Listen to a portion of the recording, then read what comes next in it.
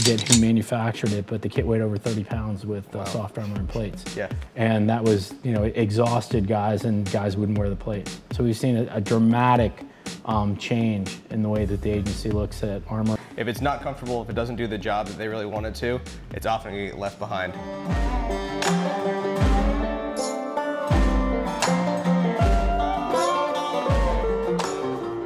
Cheers. Cheers. Yeah, so here we are. This is our 6th podcast of since we started this whole endeavor of Complacency Kills, and really on the podcast we sit and we talk about stuff that our community, I think, cares about, and hopefully give them some value back, and hopefully just have a somewhat decent time doing it. And so today on the podcast we got myself, Mike Witt with Kontek Industries, and James Ergas with B4DI, and he is the one of the leading instructors that I've personally come across in the space, and really well renowned, especially when it comes to the use of armor, and even particularly with ballistic shields.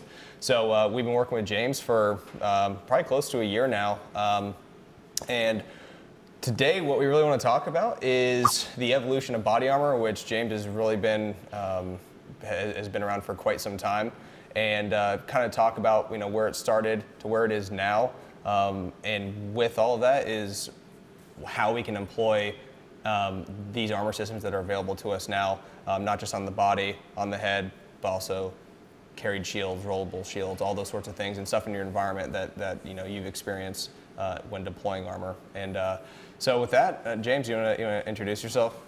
So my name is James Ergas. I'm the CEO of B4DI. Our mission is to increase the survivability and capability of our military and law enforcement customers. My experience is back from the Army with the Ranger Regiment and with JSOC. Started, you know, with guys who are still wearing flak jackets, to the first generations of soft armor and plates to help stop rifle rounds. Transferred into federal law enforcement, ran regional fugitive task force for a long time, lots and lots of high threat operations, both domestically and overseas. We've seen the evolution of armor from big to small to more to tailored specifically to your mission set, where, you know, certain operations you wanted to be fully kitted out with plates, and then some operations you wanted to have very concealable kit or access to something that you could throw on really quickly to both identify yourself and protect you from your threat. And what we've seen is people that take the time to identify the environment that they operate in and the specific threat that they are facing tend to do better when they have people attempting to take their lives or harm them. Because they've thought through what the threat is, and they've allowed themselves to not necessarily go to the highest level of armor, but go to the highest level of armor that meets the threat that faces them. You don't want to carry a shield that weighs 50 pounds if the guy is running down the street with a 38 caliber handgun.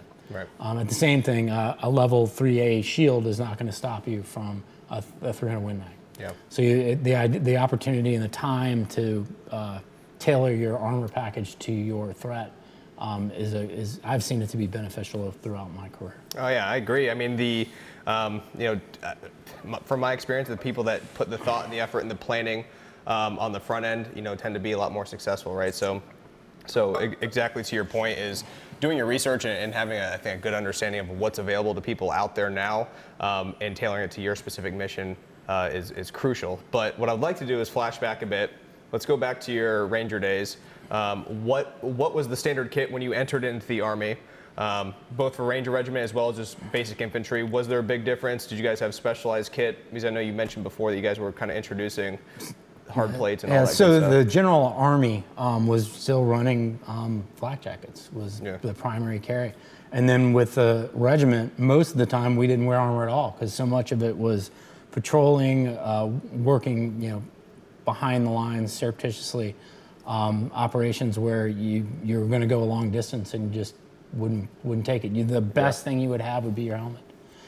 That evolved into operations in Africa and the Middle East, where you were always wearing, the kit had evolved to soft armor with a rifle plate in it. The shapes I find most interesting. The changes in the shapes of the plates have changed dramatically. You used to have tailored front plate was very different than the back plate. The shape and cut of them were different. Where now they've kind of fine-tuned it down to something that is tailored to both the front and the back side of your armor. So when you got your first set of plates in the regiment, were they swimmers shooter cut, or was it the old school just straight rectangular drop in insert? they were shooter cuts, Okay. but they were shooter cuts with a double curve to them. Okay. So they curved up and then curved down and then curved back out, and they actually had some wings that came off to the sides of the plates. Okay, interesting. So you go through the Ranger Regiment. Before you got out of the Army, did you see a transition on the military side even during your time in, or during that whole span, was it pretty much once they kind of introduced that the full kitted body armor and got away from the flak jacket, was that pretty much the standard issue for the rest of your time in the military, or did they kind of go through different evolutions while you were in? No, from that point it was pretty much everybody was moving to whatever the tailored package for what their mission was. Okay. Within that community. The Navy guys had a different kit because they had different mission requirements in the water stuff, and then the Army guys, a lot of the same stuff, but not so much the concern about the waterborne environment. Okay, very cool. Yeah. So, in my time in the Marine Corps, I was in from 2006 to 2010, and I was, we were kind of chatting about it before. Was, even during that short time, I experienced a pretty swift transition in body armor, and it was, from Marine Corps Command in terms of the environment we were operating in. So when I first got in 06, we were pretty well into Iraq, and during that time the OTV was pretty much the standard issue for the vast majority of infantry units, and it had its downsides, right? So even on the OTV, it went from, like, we had the first revs just had Somali on the front, completely slick on the back, couldn't attach any gear or anything like that. And, the old school, do your vest up and off you go. So a lot of times we had to carry chest rigs and a lot of other stuff because the body armor itself just really just didn't accommodate equipment very well. But from the time in Iraq and the threat of IEDs primarily, right, rocket attacks, things of that nature, we saw the transition over to the MTV, the modular tactical vest, which was more of what you see right today, which is drop over the head, full-on body armor with soft armor inserts for plate, side sappies, and everything. So it really helped, I think, in the Iraq theater, particularly right against the IED threats, in terms of catching shrapnel. So you have the neck collar, tailbone protection, groin protection, like you were just fully kitted up. But the downside, right, is that you are incredibly cumbersome. Mobility. Yeah, and the mobility and your efficiency, right, in the field drops pretty significantly. So once we got into Afghanistan, right, so in 2008, I was part of the unit that went back to Afghanistan after a few years of the Marine Corps not really being active there. So we went back and we started with the MTVs, and very quickly, within like 3 months of the deployment, the command made the change because of that. Our threat wasn't IEDs at that time. It wasn't that type of threat. So they made the right call, made the transition, because we're doing long patrols over open areas. Obviously the heat and everything that comes along with being in Afghanistan. That they made the change of the plate carriers for both Helmand Province down in the open desert, all the way up north, where it's obviously a lot more mountainous. The MTV just really wasn't conducive. So yeah, they made that change, and I can tell you it's probably one of the happiest days when we all cut about 20 pounds off of our. Now you guys, the engagement ranges were different too. Iraq was much closer. Mm-hmm. Afghanistan was longer range engagements. Yeah, I mean, a close engagement for a lot of our stuff was, close would be considered, 200-300 meters is close, right? And like a lot of stuff would be pushed out to 500-600 meters, and that would be pretty typical for them. So yeah, absolutely. So I think you're absolutely on point. Is that making that transition to tailor for your mission is always going to be something we're always chasing. And what I'd like to get into a bit about, because the military side has a very different mission set than law enforcement. I think when it gets to law enforcement, especially when you talk, everything from patrol to SRT and SWAT, all of them have very different mission sets, and depending on the community they're in, right? Whether you're rural, hunting area, whether you're an urban, type environment, very different mission sets. So what's been your takeaway from your time? You have extensive experience in law enforcement on helping guiding different groups based off of those factors on hey, these are some directions to armor you should look? Well, I mean, it was interesting. With the Marshal Service, we really started out with just a concealable armor. And most guys would go out and either buy their own tactical armor, or they would go buy a very basic tactical carrier so they could, insert their concealable armor into it. So they have a few pockets to be able to put, a baton or handcuffs or some extra magazines and a flashlight. But it was very, very rudimentary. Nothing was cut for the kit. It was all just, what you would buy to shove your stuff into, or you went and spent, your own money to go buy a tactical kit that was of, likely the same color, even the evolution of colors, within the agency, it was blue, then it went to black, then it went back to blue, then it went to green, and then you see some of the multicam and some of the other things with some of the specialized units. There finally came a time, at least within the Marshal Service, so they realized because of the varied missions that they really needed both a concealable set of armor and a tactical set of armor. So they were, the 8 guys for years now have been getting 2 sets of armor. One set for, your protective missions and your surveillance operations, and then another set that's tailored specifically to the high-risk operations that they use. The interesting thing and nice thing about the Marshal Service was most of my experience, almost all of my experience, was all on multi-jurisdictional task forces. So we would be exposed to the things that were either successful or unsuccessful across state, local, and federal agencies. So we'd see what they have, they'd see what we had, and we all kind of melded our kit to what became most effective for the mission that we would run. In the end now, the agency is getting some of the best quality armor that's on the market. They're getting light, thin. They realize, they started to look at human performance factors. How long does it take me to turn, to move? How quickly will I be fatigued if I'm wearing a kit that weighs 30-something pounds? We had one kit that, forget who manufactured it, but the kit weighed over 30 pounds with soft armor and plates. Yeah. And that was, it exhausted guys, and guys wouldn't wear the plates. Yep. To now where you're in a kit with very light plates, very thin, flexible armor. It's making people respond faster, they can move quicker, and they're less fatigued over a period of time. So we've seen a dramatic change in the way that the agency looks at armor, and we saw it across our partners. The other state, local, and federal agencies that we worked with, we saw those same changes and that same evolution. Basically, they would buy the best armor that they could afford. Yeah. And they look towards flexibility and mobility in their kit. Yeah.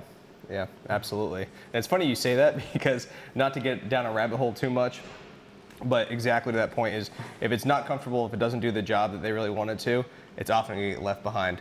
And something I always tell my buddies is, like, you look at pictures of the first few weeks of a deployment, first few months of a deployment, how much kit, how much awesomeness you have on, you got every tool possible. Then look at pictures of you at the end of the deployment. And especially when, you might have gone a few weeks without having an engagement with the enemy, and so you start getting this complacency of, you know what, I can probably, do I really need this kit? No, I don't, I can drop it. And there's always that fine balance of preparedness versus you being complacent and putting yourself in a dangerous scenario because of your complacency. So, that's one of those things that we, drive home, and the reason we do this podcast and Complacency Kills and all that is, it really is true, is that, yeah, that plate's heavy, and so the guys are instantly going to say, hey, you know what, the odds of me getting an engagement where I need this plate are 1 in 10,000. Yeah. Mm-hmm. And then, lo and behold, it does happen. I wouldn't say very often, but it does happen when, yeah, you do drop that plate and you drive into work that day and you do get in a scenario where you do need it. So having that kit tailored for, something that, like the vest that you had me wearing today, I could wear that all day. Absolutely wear it all day. It'd be the most comfortable thing in the world. And so I think the drive that B4DI is doing, Armor Express is doing, all these companies out there, is obviously continuing to make it perform better, but also make it, put it in a comfort level to where guys actually, don't mind wearing it, and they're going to bring it out on every mission. Yeah, speaking of the vest that you just brought up, that's one of the most exciting things. Armor Express has decided to commit the time and resources to us, allowing us to develop like a next generation of armor. So we've really been spending a lot of time working on new type of tactical and plate carriers that are going to create multiple capabilities you really don't see in any one carrier system. Ways to vent and cool the operator, comfort levels, adjusting for ergonomics, shouldering a weapon, lots of different capabilities, but in a package that's ultra comfortable. Oh yeah. And is is going to be easy to get in and out of vehicles with, easy to operate with, and covers all the areas you need covered without a whole lot of extra stuff.